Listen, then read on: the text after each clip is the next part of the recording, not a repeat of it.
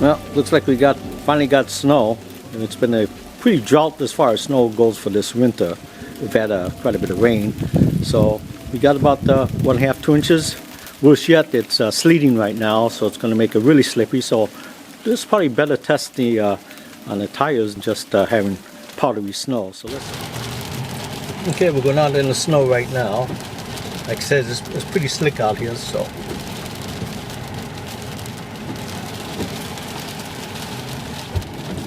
We haven't had plowed yet, so that's good news here. So we took that corner and it took it pretty well. Just a very mild fishtail.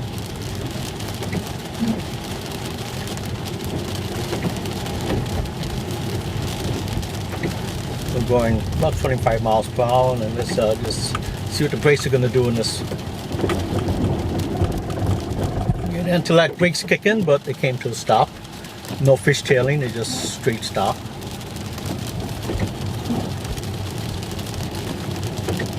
Take this corner here. Going 33 miles per hour in the corner here, and back in and kick out.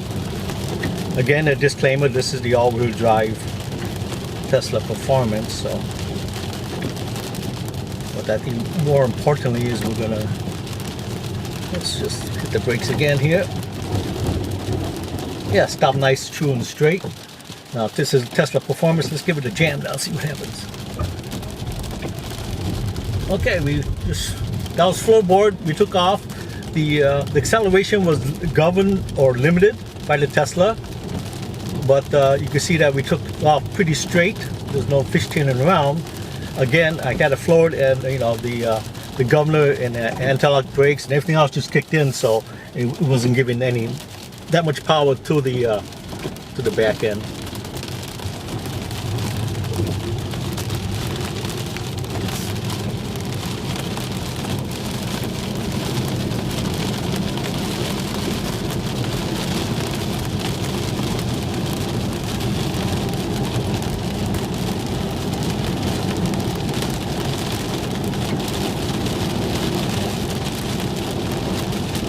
Again, these streets are pretty slick. We just came back from a short jaunt with the Subaru Forester, and Subaru naturally is all-wheel drive too, but with those all-season tires, you can feel a little bit skirmishness. These tires look like they're pretty much holding on like there's no snow on the ground, which I'm pretty impressed so far.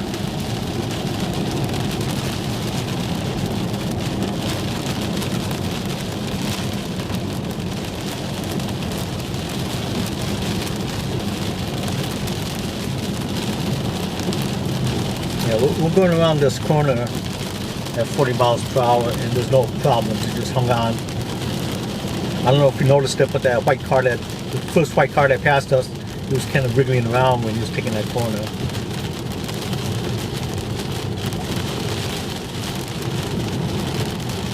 Streets have not been plowed yet. There's been no salt put on, so it's pretty slick out here. But so far, I'm impressed. I've had other all-season tires on other cars, and they weren't that good. But this one here is doing a pretty good job. Temperature is right at 31 degrees. So we got that sleet coming down that you can hear.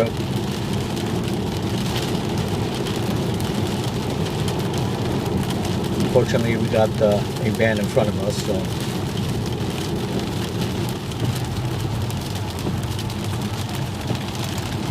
This is a pretty good test. So straight up the hill, we'll go from the start, and we'll just go up this hill. Let's see where we're going. Again, pretty straight. All the nannies kicked in, so naturally you don't have the full power. But we went straight up. There was no drama, no fishtailing, no spinning of wheels or tires. Okay, we'll pull in this parking lot here.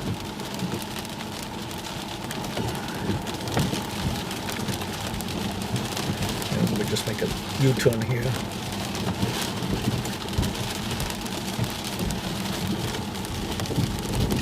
Okay, let's just take a stop.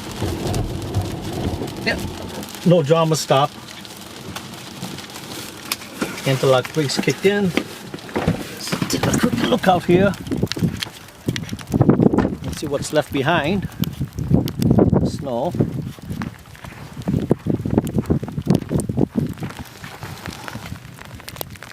Tread is fairly clean.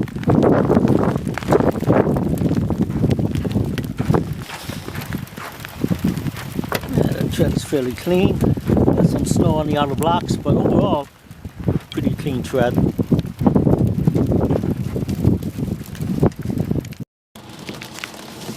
Okay, here we go.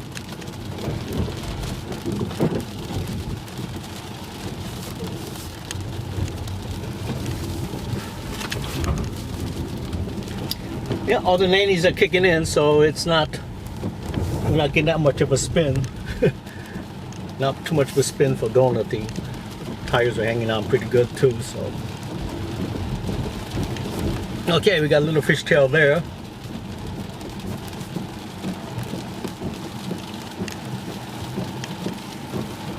Then we'll just head back. You can see these roads are pretty slick.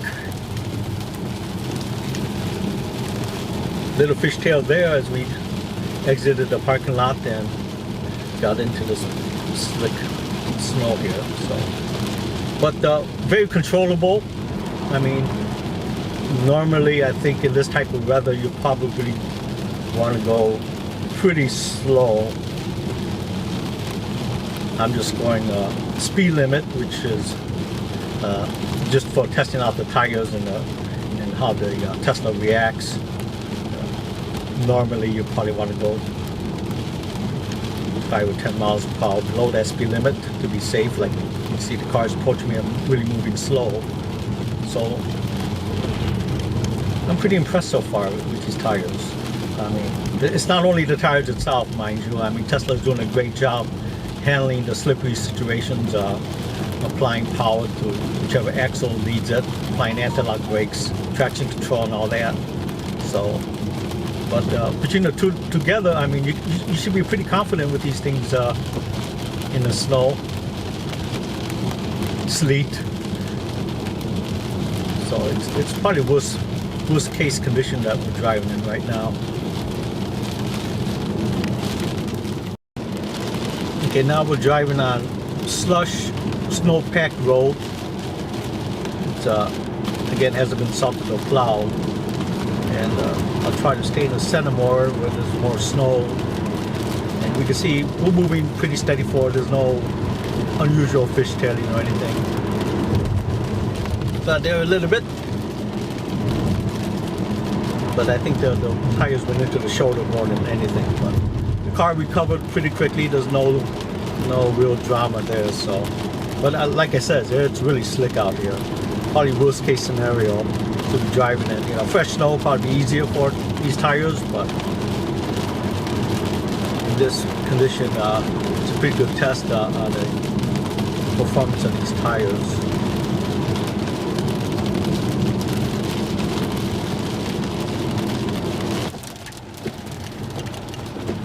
Okay, now we'll be going down a country lane that's pretty much just snow packed. There's very little slush at this point yet. It hasn't been traveled too much, so we got a lot of the fresh snow still down and sort of packed. So we're going up this hill, little fishtail in there when I accelerated, but still going straight. This is a pretty demanding test on these tires, let me tell you that much.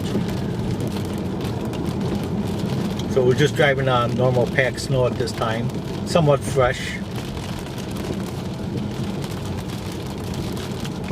It's really slick. I can feel fishtailing a little bit, and then the car catches itself. This is really slick and hilly, so. But driving at, you know, we're going 35, 36. Actually, realistically, you should probably only be going maybe 20, 25 on this road here. So. And when I drop it down to 30 miles per hour, there's no problem at all.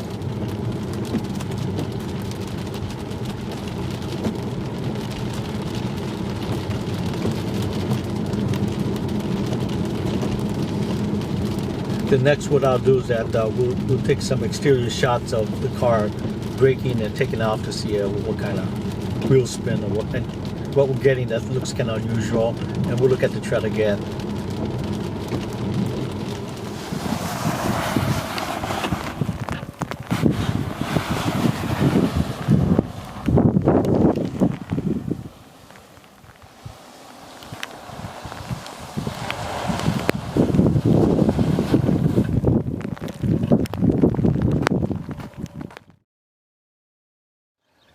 Okay, this is a summary of these tires in the snow with the Tesla all-wheel drive model.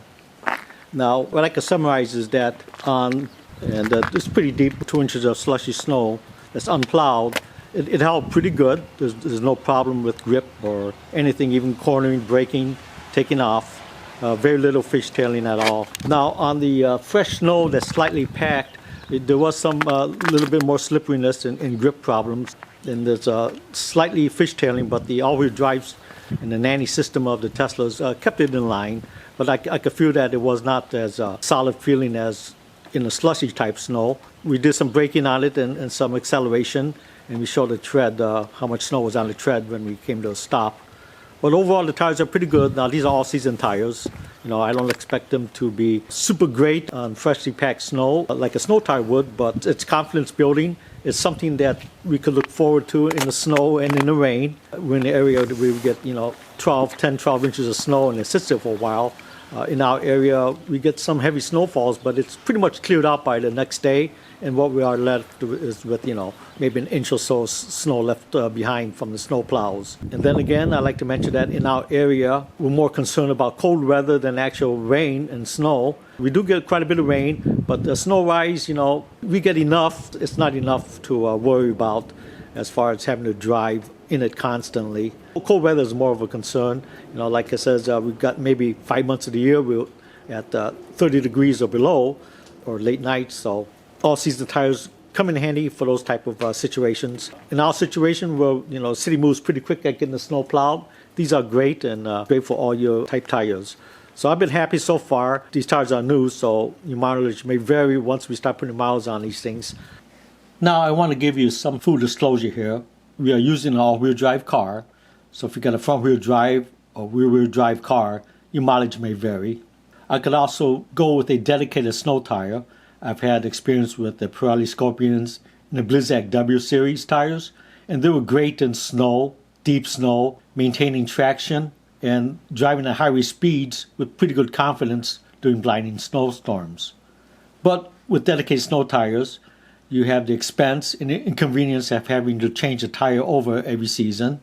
And then when there's no snow on the ground, you're going to have the issues with noise, ride quality, and handling compared to a ultra high performance all-season tire. But in some states, especially in northern states where you got pretty much constant snow on the ground during wintertime, you have no choice but to go with dedicated snow tires. But for me, all-season tire makes a sense. Basically, you have to deal with the colder weather. We have normal snow conditions, and as we've seen from the performance of these tires, it's good up to ankle-deep snow, so that's not an issue. Now, ultra high-performance season tires in the past were not very good, even compared to regular all-season tires. With new silica compound tires, they could design more aggressive tread patterns and still maintain great handling during dry weather. With the new generation of ultra high performance all-season tires, we could see that the performance is as good as, and in many cases better, than the regular all-season tires out there. And we still not have to give up any compromises in handling during dry conditions or in rainy conditions. We'll take a look at the tires that's out there now that's offered for the Tesla, and that's the Pilot Sport All-Season 3 Plus. The Michelin has developed a next generation of ultra-high performance season tires, and these are the Michelin Pilot Sport All-Season 4s. And actually this tire is competing head-to-head with the Toyo Proxes Sport All-Seasons. They are the latest generation with the latest silica compounds, and which enables them to develop more aggressive tread patterns with more siping involved and all that for better performance. In fact, Michelin Pilot Sport All-Season 4 claims that they have a more 10% better grip than the previous A3 Plus. Now, looks like the Michelin Pilot Sport 4 is being getting to look more and more like a regular general all-season tires. In other words, they have a lot more aggressive tread pattern, a lot more siping involved. But I'm not sure if they're going to be sacrificing any more grip because they have less solid tread for dry season spirited driving. But we shall see in new tests that comes out with the Pilot Sport all-season 4s. Now, I'd like to bring up the snow conditions that we were driving in. We had 5 inches of snow the prior day, and then that was followed with sleet, and then it turned to rain, and then it snowed again, and that's when I did this test drive. When I started the test drive, it started to sleet again. So this 5 or 6 inches of snow that we had total, it's pretty much has dwindled down to about 2 inches of snow with packed snow and ice underneath it. So we're probably running about 3 or 4 inches of snow during this review. Well, now I was telling you that we're putting up these Toyo Proxes Sport all season during the test drive under probably the worst conditions imaginable. With the regular fresh snowfall, you have just soft snow, even up to 4 inches or 5 inches. Your tires will drop down, and then the friction of the tire moving will heat up the snow, and then you could have the tread go down to bare concrete, and then you'll be able to have traction to move forward. But with the type of snow that I was driving in, that was not possible because we had a layer of packed snow and ice and sleet that was on the ground before this fresh snowpack fell on top of it. So basically, our tires probably never reached into completely dry ground during most of their test drive. So that's what I'm saying, is that these Toyos that we're using was probably under the most worst conditions that you could possibly have. Naturally, when you got snow that's 9-10 inches deep, you're probably not going to be taking your car out in that type of snowy conditions. You wait a day or even a few hours for the snowplow to come, and then you're good to go. So this wraps up review of the Proxes all-season ultra high performance all-season snow tires. Basically, the reason why I did this review was that I was in a position where I needed some sort of an all-season tire on the car because conditions in the climate that we actually live in, we do need something that could handle the colder weather. We do have a lot of snow and a lot of rain involved, so we need an all-season tire. And more specifically, we need a ultra high performance all-season tire because we do have a performance-oriented car here. Now, usually when I purchase something, I do a lot of research before I make the decision to buy something with my hard-earned money. In this case, I didn't see any other substantial reviews on the Toyo Proxes ultra high performance all-season tires. So basically, I purchased a tire, bit the bullet, and then crossed my fingers. And as it turned out, it was a good decision. The Toyo Proxes turned out to be more than adequate for my usage and probably for most people out there. So it was a good decision on my part, and I hope that me being a guinea pig helped you out in making your decision whether you want to purchase a Toyo Proxes ultra high performance all season tires or go with a different brand. But overall, I'm happy with the Toyo Proxes. I hope you liked this video, and if you like it, please subscribe. Thank you for watching.